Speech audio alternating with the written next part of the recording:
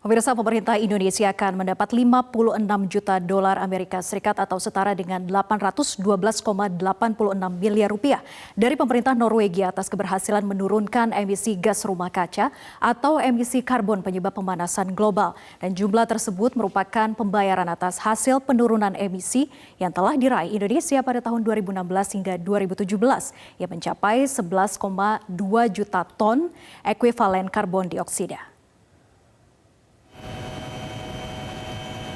Komitmen Indonesia menghentikan deforestasi dan degradasi hutan mendapat apresiasi dari pemerintah Norwegia.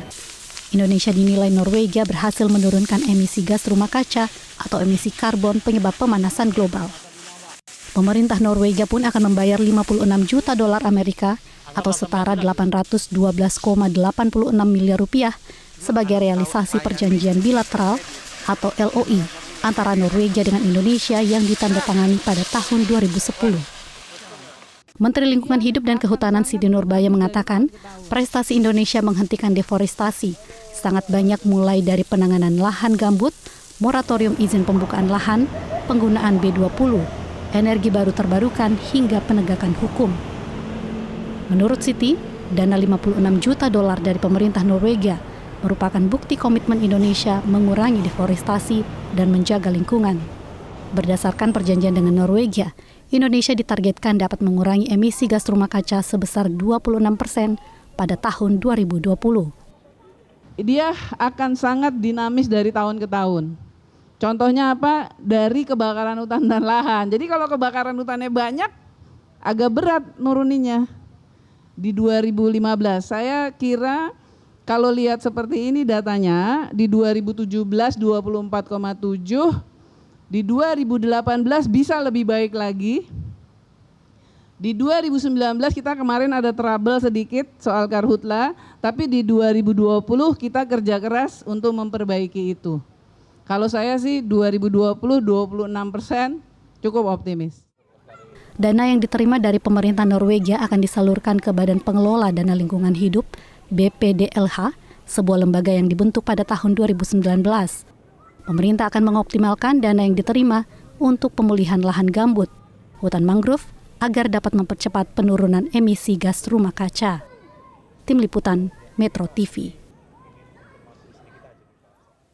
Pemirsa, pembayaran 530 juta krona atau sekitar 812,86 miliar rupiah kepada Indonesia ini karena Indonesia dinilai berhasil menurunkan gas buang atau emisi karbon penyebab pemanasan global sesuai dengan isi kerjasama pengurangan emisi dari deforestasi dan juga degradasi hutan dari REDD+. Dan berikut kami jabarkan sejumlah data yang telah kami himpun terkait dengan upaya bersama tingkat internasional dalam menurunkan tingkat pencemaran lingkungan. Kita lihat data dan faktanya berikut ini untuk Anda. Dan pemirsa, Norwegia pertama kalinya memberikan hasil insentif atas kerjasama dengan Indonesia, yaitu dinyatakan bahwa Indonesia berhasil menurunkan emisi karbon di rentang periode 2016 hingga 2017. Dan Indonesia dikatakan berhasil menurunkan 11,2 juta ton ekuivalen karbon dioksida. Dan ini merupakan hasil dari verifikasi oleh verifikator pihak ketiga. Dikarenakan sebetulnya Indonesia berhasil menurunkan emisi karbon di periode tersebut, yaitu 2016 hingga 2017, sebetulnya sebesar 17 juta ton ekuivalen karbon dioksida. Mengapa diturunkan menjadi 11,2 juta ton? Hal ini dikarenakan pihak ketiga dari verifikator ini mempertimbangkan faktor kemungkinan resiko dari perubahan cuaca maupun juga iklim yang ada di Indonesia. Sehingga dengan adanya potensi risiko tersebut, maka diturunkanlah menjadi 11,2 juta ton ekuivalen karbon dioksida. Dan sebetulnya Indonesia bekerja sama dengan REDD+ melalui dengan Norwegia ini sudah sejak tahun 2010 lalu. Artinya sudah berjalan sekitar 10 tahun hingga tahun 2020 ini. Dan kemudian Indonesia ini menerima hasil insentif sebesar 812,86 miliar rupiah. Dan kita lihat lagi fakta berikutnya. Nah, ini dia apa sebetulnya pentingnya perjanjian kerjasama REDD Plus bagi Indonesia. Yang pertama, ini merupakan komitmen mengurangi emisi. Jadi sebagai wujud komitmen Indonesia berkontribusi kepada global untuk menurunkan emisi karbon, maka ini menjadi penting Indonesia menjadi bagian dalam REDD Plus kerjasama dengan Norwegia. Nah, kemudian ini juga menjadi keberhasilan dan pengakuan prestasi skala internasional jika memang Indonesia berhasil, dan ini pertama kalinya Indonesia berhasil menurunkan emisi karbon di periode tahun 2016 hingga 2017. Khusus untuk di tahun 2017 saja Indonesia dikatakan berhasil menurunkan sebesar 14%. Nah, kemudian ini juga menjadi motivasi nasional ketika memang Indonesia dikatakan sudah berhasil di skala internasional. Motivasi nasional untuk bisa terus berkontribusi menurunkan emisi karbon secara global. Dan tentunya juga pemenuhan pembayaran insentif yang tadi sudah kita sempat bahas di awal, bahwa Indonesia dengan berhasil menurunkan emisi karbon mendapatkan pembayaran insentif yaitu sebesar 812,86 miliar rupiah. Dan juga tentunya pembiayaan multilateral ini juga menjadi salah satu mengapa pentingnya Indonesia bergabung ataupun juga bekerja sama dengan REDD Plus. Dan juga adalah menghindari deforestasi. Deforestasi ini yang dimaksud adalah pengalihan fungsi hutan. Jadi hutan yang tadinya sebagai penyerap emisi karbon yang ada secara global ini akan berkurang ketika memang fungsinya dirubah, misalnya untuk kepentingan tertentu seperti untuk kepentingan industri maupun juga untuk peternakan sampai dengan perkotaan. Nah, maka deforestasi ini harus dihindari sebagai bentuk komitmen Indonesia, maka bergabunglah bekerja sama dalam REDD Plus. Kemudian apa saja sebetulnya yang menjadi kontribusi dalam peningkatan emisi karbon setiap tahunnya? Nah, perlu diketahui pemirsa bahwa yang menjadi faktor tingginya emisi karbon ini salah satunya adalah sektor transportasi. Sektor transportasi ini sendiri berkontribusi sebesar 14% setiap tahunnya untuk emisi karbon. Nah, bayangkan jika memang ini terjadi setiap tahunnya, bahkan untuk tahun 2020 perlu diketahui bahwa untuk secara global ini terjadi penurunan yang cukup signifikan untuk April 2020 saja. Dikarenakan apa? Karena faktor pandemi global COVID-19. Transportasi ini sempat dilakukan pembatasan karena adanya karantina global, sehingga penurunannya cukup signifikan, yaitu sampai dengan 17%. Nah, tentunya patut juga untuk diapresiasi. Nah, kemudian faktor industri dan juga pembangkit listrik. Industri dan pembangkit listrik ini berkontribusi setiap tahunnya dalam peningkatan emisi karbon, yaitu sebesar 34%.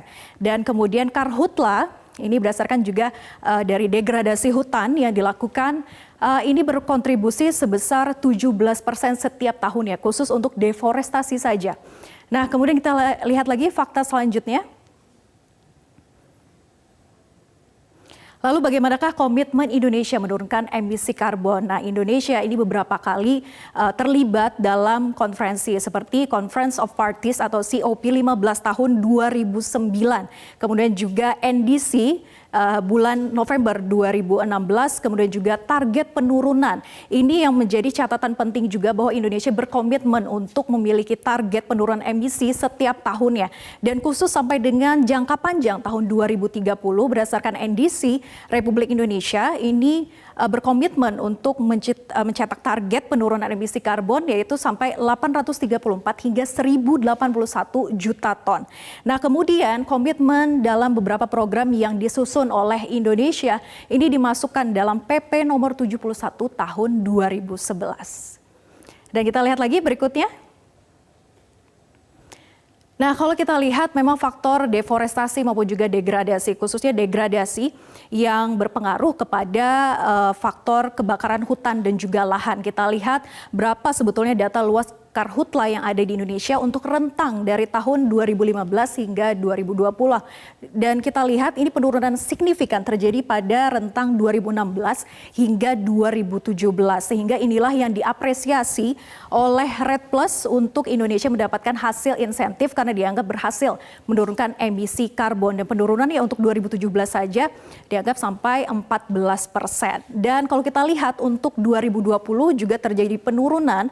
Penurunan ini dikarenakan memang seperti yang tadi sempat saya singgung, yaitu karantina global, efek dari pandemi global COVID-19.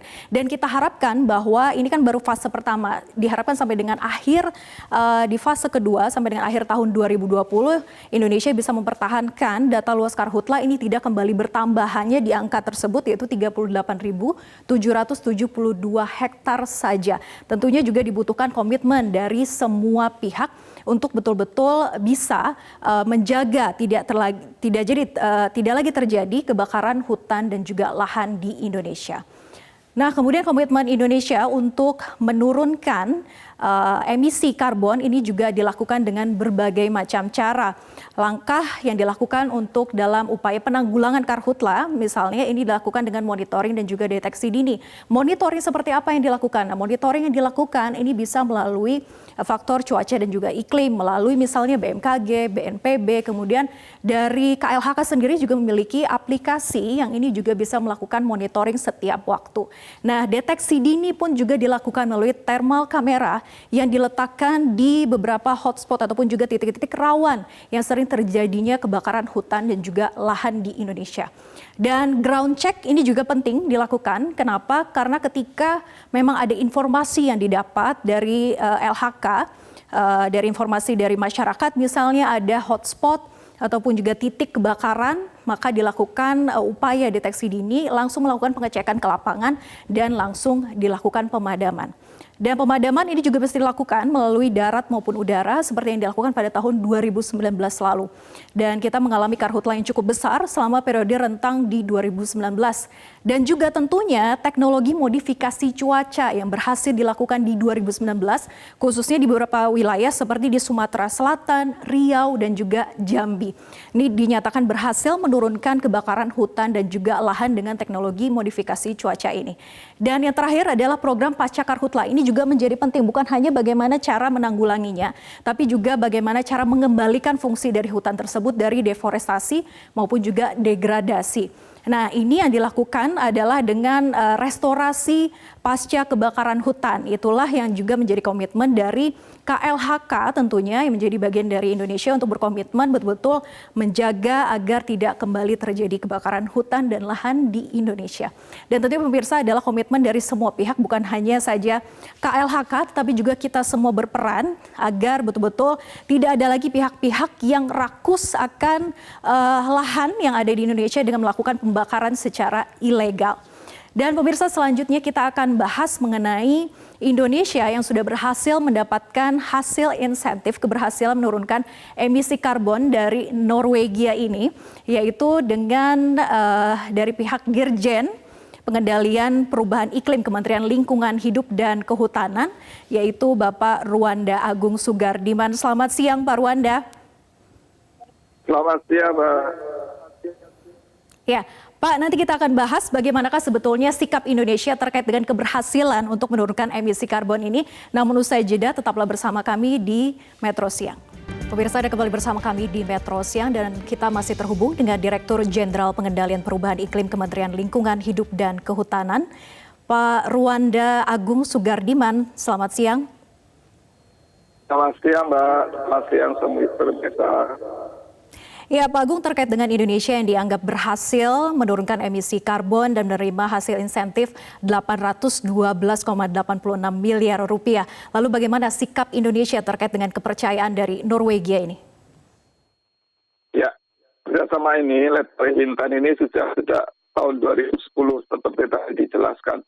Dan ini banyak upaya Indonesia di dalam menurunkan gas rumah kaca di tanah air ini dalam rangka partisipasi global Indonesia untuk internasional. Upaya-upaya yang sudah dilakukan banyak sekali ya, terutama di dalam bagaimana kita bisa menahan terjadinya kebakaran hutan, khususnya di gambut dan di tanah mineral. Itu masalah utama yang harus kita hadapi sekarang ini.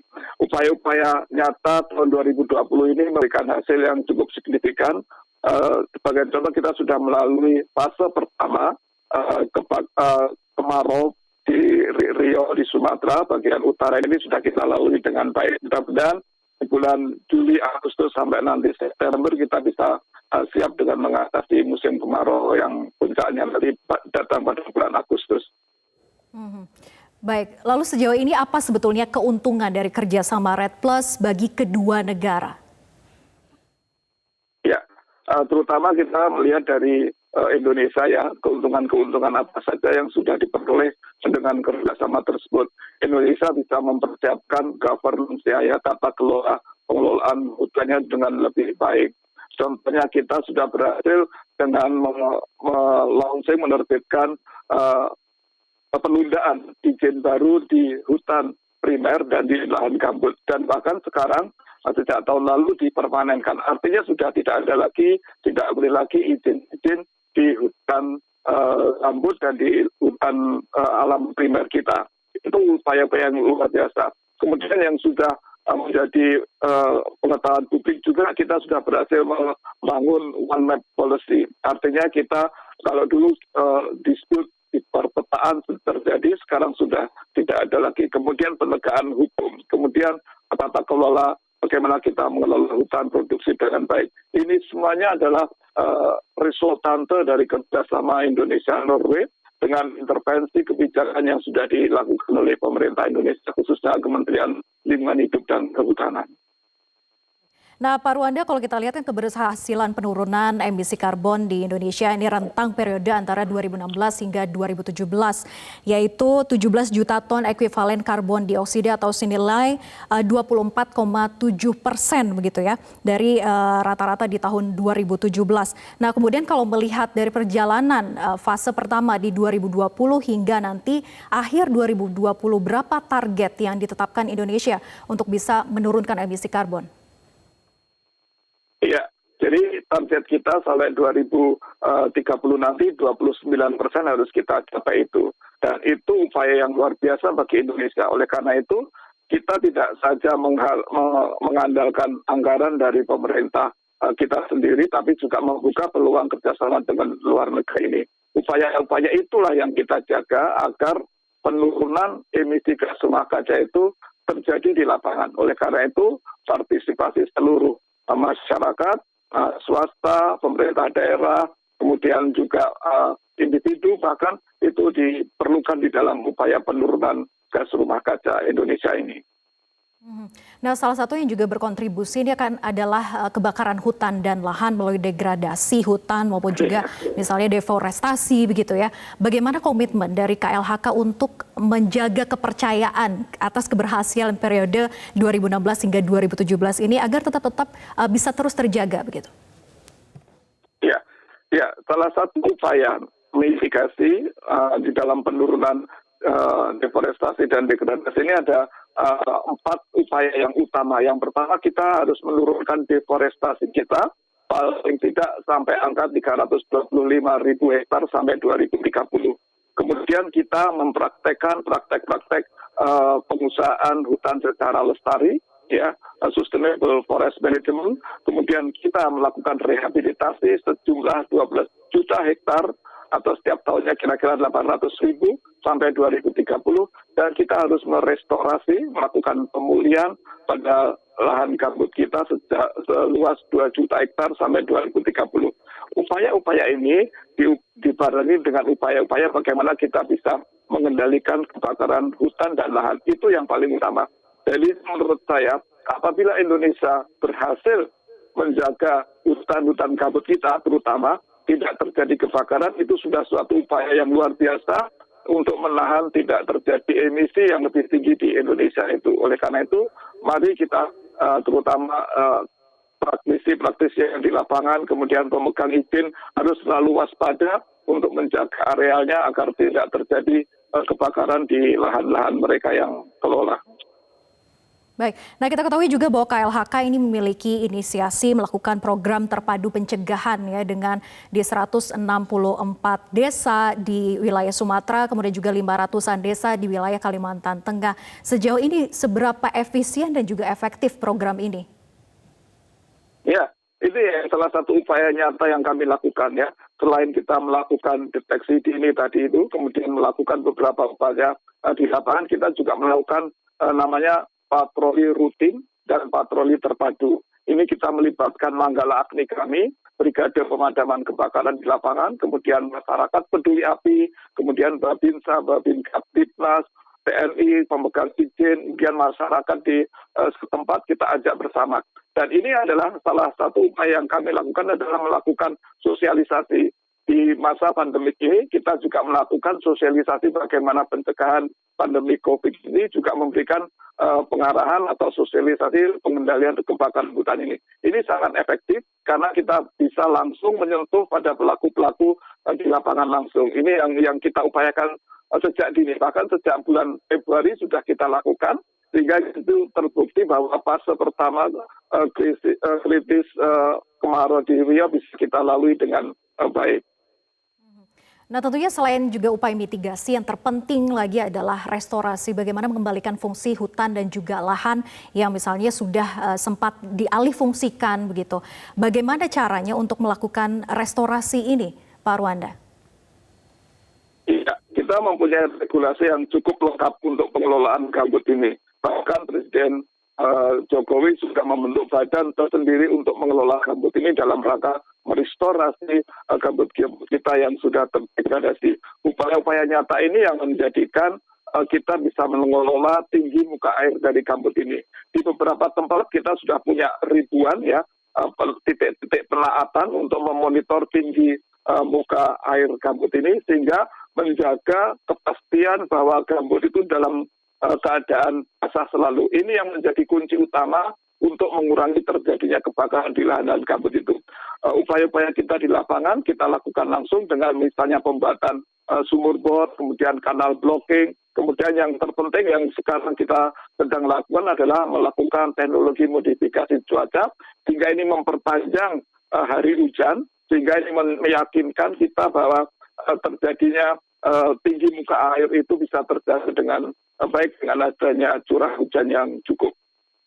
Baik, kita harapkan semoga semua komitmen untuk menghindari maupun juga mencegah terjadinya degradasi maupun juga deforestasi hutan ini bisa terus terjaga dan mempertahankan keberhasilan Indonesia dalam menurunkan emisi karbon, khususnya berkontribusi bagi dunia global. Terima kasih Pak Ruanda Agung Sugardiman, Direktur Jenderal Pengendalian Perubahan Iklim Kementerian Lingkungan Hidup dan Kehutanan.